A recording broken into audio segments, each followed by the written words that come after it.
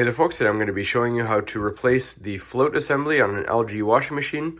Now you may be interested in this video if you see any water pooling on the floor behind your washing machine and it's leaking, so this will help fix that leak. So we're going to take the unit away from the wall like you see now, we're going to pull it further out and disconnect it from the electrical and show you how to get started. Alright, so first things first, as I just mentioned, you want to disconnect the power, just unplug the unit and pull it away from the wall so you can access the back here. And you're going to remove the two lower screws that hold this top onto the unit. And we're going to use a Phillips head screwdriver for that.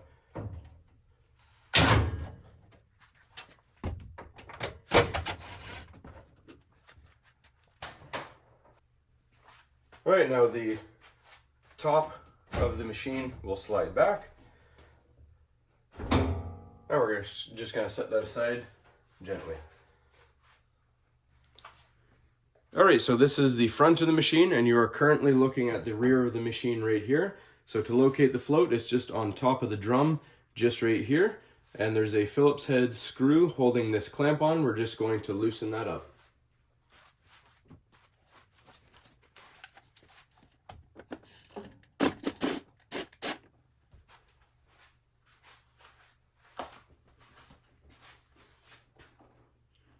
And this vent hose will come off. And as you can see, there's a lot of moisture on the inside of that hose. That's why you're having that leak, because water is getting past here. Only air is supposed to get past here. So then we're just going to try to lift this out. You may need a flathead screwdriver. So just get something flat from your toolbox and we're gonna pry this out here. Now you can just try to clean this up. You'll see there's a bunch of residue on here. We're going to try and clean it. If it doesn't work, we will replace this. Alright, so now you're going to take your cleaned or your brand new float, whichever way you decide to go, and you're going to place it back in. Make sure it's nice and seated. Then we're going to take our hose, put it over top, and screw it down nice and tight.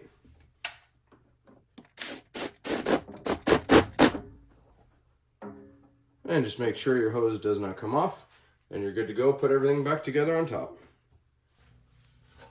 Alright, so we're just going to set this into place.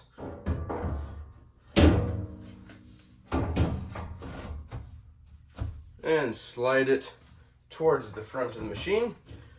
Once it's seated up, we're going to put our two Phillips head screws back into place.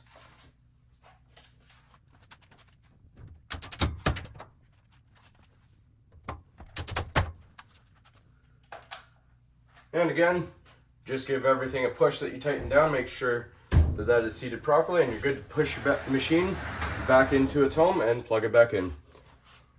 Alright, so hopefully this was helpful to everybody. Hopefully this got all your problems fixed. And as always, please don't forget to like and subscribe.